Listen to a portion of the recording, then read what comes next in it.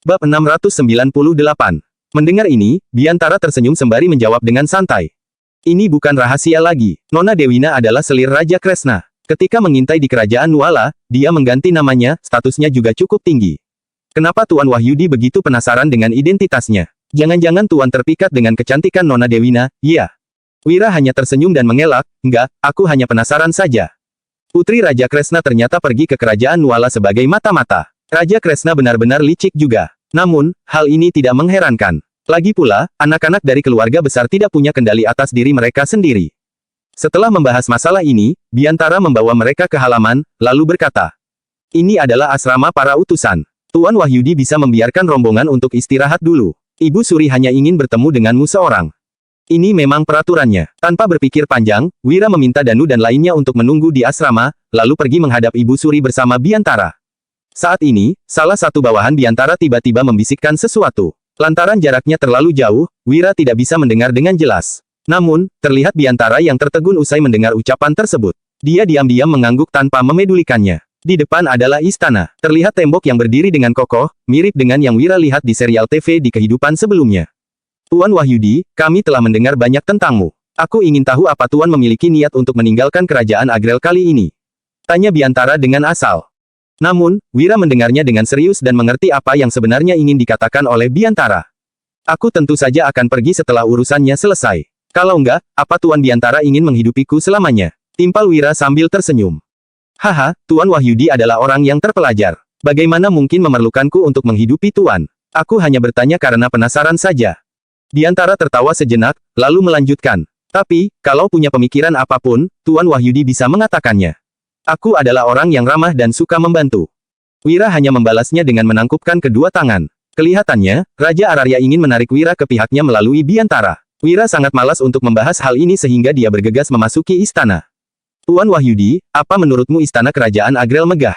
Bagaimana kalau dibandingkan dengan istana kerajaan Nuala?" tanya Biantara sambil tersenyum. "Aku sendiri belum pernah pergi ke istana kerajaan Nuala. Kamu sudah bertanya pada orang yang salah," timpal Wira.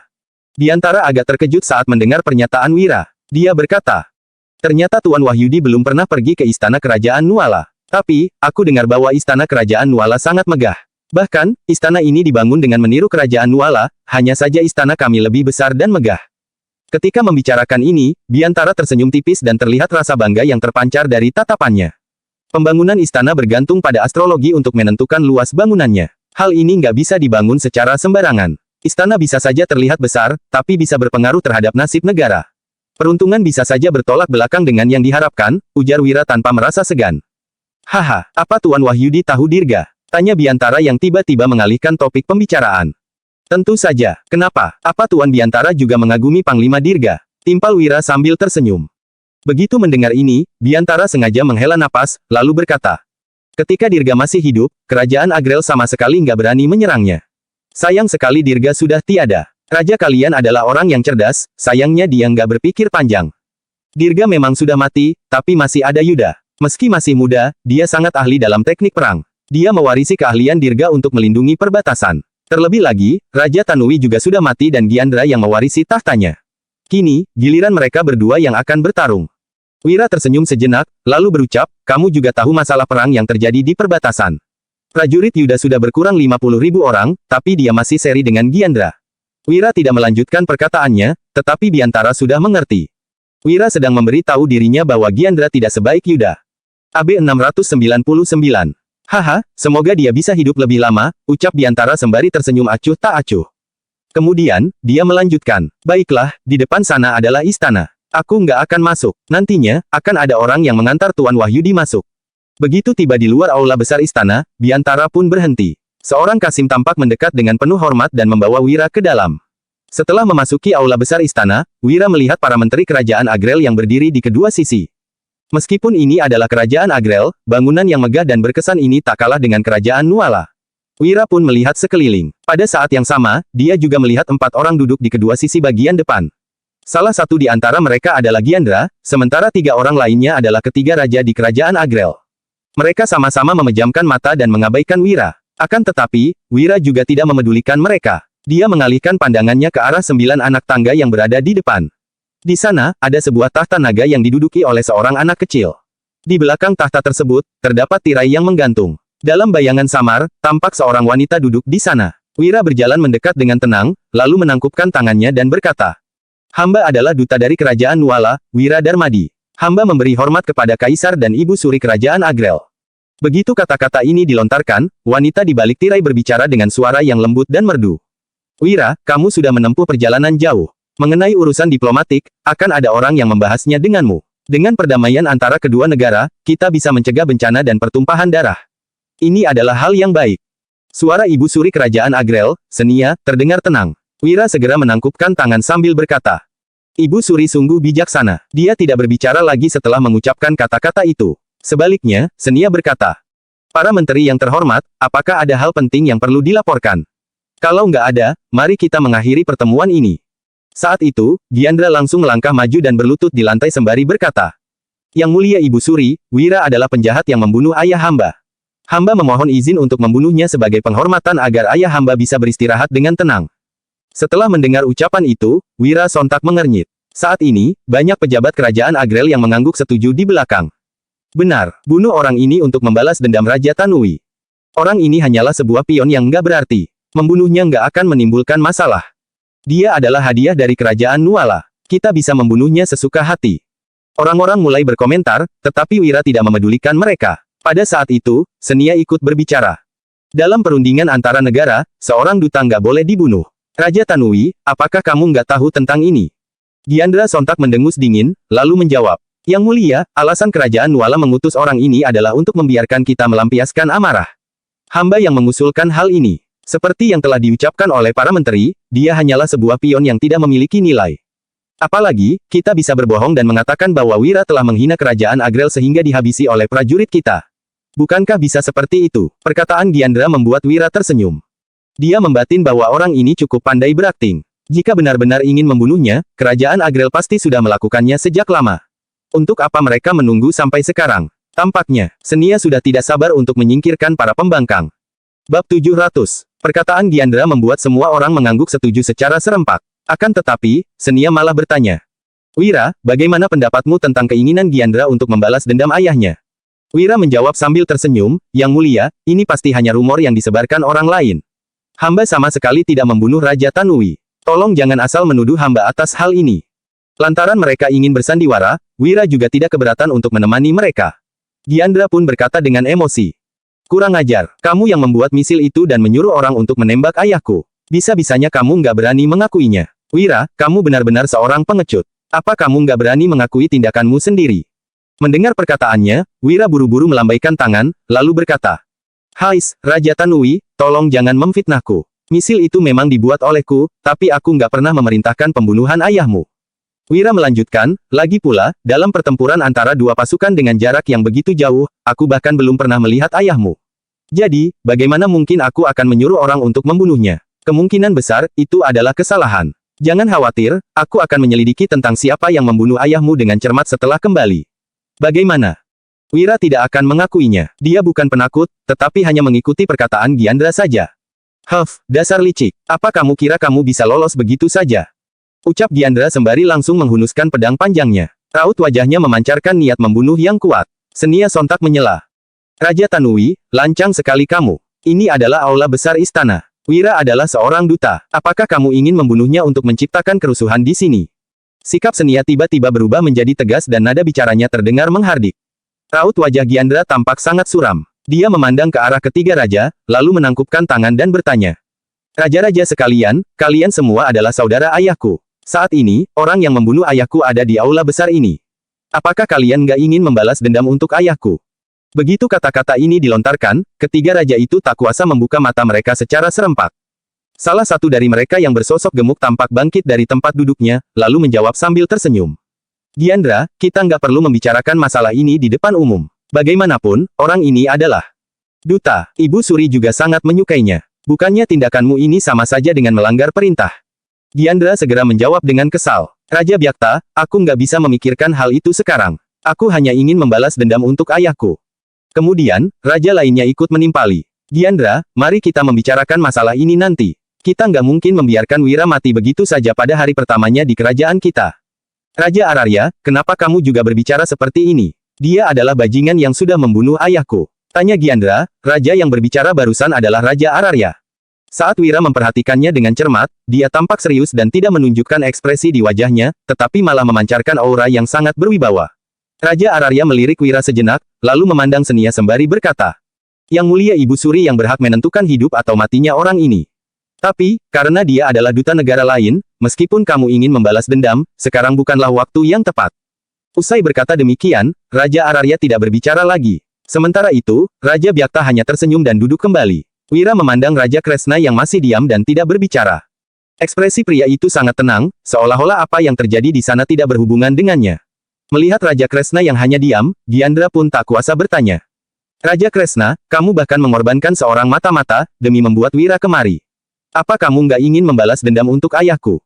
Pada akhirnya, Raja Kresna pun mendengus dingin. Namun, dia malah mengabaikan Gyandra, lalu menatap ke arah Senia seraya berkata, "Hamba akan meminta penjelasan dari Ibu Suri tentang ini. Rendra telah menjalankan misi rahasia selama bertahun-tahun dan sekarang dia malah terungkap karena perintah Ibu Suri. Hamba juga membutuhkan kompensasi atas masalah ini." Wira memperhatikan situasi ini dengan terkejut. Ketiga raja yang ada di sini benar-benar cerdik. Sementara itu, Gyandra sepertinya juga orang yang licik. Wira pun menghela nafas. Orang-orang di hadapannya sepertinya tidak akan mudah dihadapi. Apabila kerajaan Nuala yang memiliki musuh seperti ini masih mengalami masalah internal dan tak kunjung sehati, kemungkinan besar mereka akan jatuh dalam bahaya. Cepat atau lambat, kerajaan Nuala akan ditaklukkan. Saat ini, Senia tiba-tiba berseru. "Berhenti." Bab 701. Tepat pada saat ini, Senia tiba-tiba mendengus dingin, lalu memarahi. "Ini adalah aula besar. Gyandra, aku memahami niatmu untuk membalas dendam ayahmu, tapi ini bukan tempat untuk meluapkan emosi. Jangan membahas masalah ini lagi. Bubarlah." Usai kata-kata itu dilontarkan, Wira melihat sosok di balik tirai bangkit dan pergi. Sementara itu, beberapa pengasuh juga membawa pergi sang kaisar cilik. Wira berkedip, lalu menangkupkan tangan seraya berkata, "Selamat jalan, Yang Mulia Kaisar dan Ibu Suri." Ketika Wira hendak pergi, seorang dayang mendekatinya dengan tergesa-gesa. Kemudian, wanita itu berkata, "Tuan Wira, Ibu Suri ingin bertemu dengan Anda." Wira tertegun sejenak. Bukannya Senia terburu-buru untuk bertemu dengannya. Bisa-bisanya dia memanggilnya di hadapan begitu banyak orang. Akan tetapi, karena itu yang diinginkan oleh Senia, Wira tentu harus menurut. "Mohon pimpin jalannya," ucap Wira. Setelah itu, si dayang membungkuk dan membimbing Wira ke arah dalam. Segera, mereka pun tiba di ruang kerja yang ada di kedalaman istana. Begitu berjalan masuk, Wira mendapati kaisar cilik yang sedang bermain di sana. Kini, ketika kaisar cilik itu melihat Wira, dia pun bertanya sambil tersenyum. "Apakah kamu adalah Tuan Wahyudi?" Wira agak terkejut, tetapi dia tetap menjawab sembari menangkupkan tangan. "Iya, hamba adalah Tuan Wahyudi. Aku sangat menyukai puisimu, terutama yang berjudul Mengenang Dirga dan Pantang Menyerah." "Tuan Wahyudi, bisakah kamu mengajariku cara menulis puisi?" tanya sang kaisar cilik sambil tersenyum. Penampilannya cukup polos dan lucu. Pada saat itu, Senia yang mengenakan jubah merah dan mahkota emas di kepalanya tampak mendekat. Kemudian, dia mencubit pipi kaisar cilik dengan ekspresi penuh kasih sayang di wajahnya seraya berkata, "Otto, pergilah bermain. Ibu ingin membahas urusan penting dengan Tuan Wahyudi." "Baiklah, Ibu," jawab Otto. Setelah itu, beberapa pengasuh membawa Otto keluar dari ruang kerja. Saat ini, Wira pun memandang ke arah Senia, sang ibu suri kerajaan Agrel. Dia masih begitu muda, tetapi sudah memerintah seluruh wilayah kerajaan Agrel. Wanita ini sungguh luar biasa. Selain kecantikannya yang menakjubkan, Wira juga mendapati sedikit karisma dan ambisi dalam matanya. Kini, Wira benar-benar memahami makna peribahasa dari seorang wanita sejati tidak akan kalah dari pria. Dia berhenti memandang Senia, lalu menyapa seraya menangkupkan tangan. "Yang Mulia." Senia yang duduk di sana tampak mengangkat tangannya dengan lembut seraya berkata, "Wira, nggak perlu bersikap sangat sopan. Silakan duduk." Wira pun duduk tanpa ragu di samping. Setelah itu, dia bertanya sambil tersenyum. "Yang Mulia, ada apa mencari hamba? Silakan langsung katakan saja." Senia tidak terburu-buru. Sebaliknya, dia malah berkata, "Wira, aku tahu kamu adalah seseorang yang mementingkan harga diri. Mungkin trikku agak lugas dan melukai harga dirimu, tapi aku benar-benar tulus. Apa kamu bisa menerima hal itu?" Wira sontak mengangguk karena tidak pernah menyangkal hal tersebut, lalu dia menjawab, "Hamba sangat mengagumi trik Yang Mulia. Hanya saja, hamba tidak akan pernah membelot ke kerajaan Agrel. Yang Mulia, sebaiknya Anda mengurungkan niat ini." Ketika mendengar itu, Senia tidak marah dan hanya berkata dengan tenang, "Aku tahu bahwa kamu mungkin merasa nggak puas, tapi kamu seharusnya tahu bahwa hidup dan matimu benar-benar berada di tanganku sekarang. Aku bukan sedang mengancammu, aku hanya sekadar memberi tahu tentang kebenaran yang ada." Bab 702. Senia menatap lurus ke arah Wira. Saat dia berkata demikian, Wira tidak merasakan adanya niat membunuh. Seperti yang Senia katakan, dia hanya ingin Wira menyadari kebenarannya. Wira pun tersenyum, lalu menjawab dengan santai. Yang mulia, Anda tidak mungkin membuat hamba datang kemari hanya untuk membunuh hamba, kan? Senia sontak tertawa begitu mendengar perkataan ini. Setelah itu, dia berkata, Wira, aku tahu kamu sangat cerdas. Ini juga alasan aku rela bersusah payah untuk mendatangkanmu ke kerajaan Agrel. Tapi, perkataanku barusan memang nggak salah. Nyawamu benar-benar dalam kendaliku, bukan hanya di kerajaan Agrel, bahkan di kerajaan Nuala sekalipun. Sikap Senia sangat mendominasi ketika mengucapkan kata-kata ini. Wira yang terkejut pun bertanya, Yang mulia, apakah Anda ingin mengatakan bahwa Anda juga melindungi keselamatan hamba di kerajaan Nuala? Senia menjawab sambil tersenyum, kekuatan kerajaan Agrel sudah jauh lebih besar daripada kerajaan Nuala. Terutama setelah kematiannya Dirga, kerajaan Nuala sudah makin melemah. Kamu seharusnya lebih tahu tentang ini daripadaku. Aku mengatakan ini hanya untuk membuat pembicaraan kita menjadi lebih nyaman. Selain itu, aku juga ingin membuatmu merasa tenang saja. Apakah kamu akan setia padaku atau kerajaan Agrel? Sebenarnya itu nggak terlalu penting. Itu karena kamu juga memiliki sesuatu dan orang yang ingin kamu lindungi. Perkataanku benar, kan? Tanya Senia dengan ekspresi tenang. Wanita itu tampak tersenyum samar, tetapi itu malah membuat Wira terkejut. Senia yang sangat cerdas ini memang pantas menjadi ibu suri kerajaan Agrel.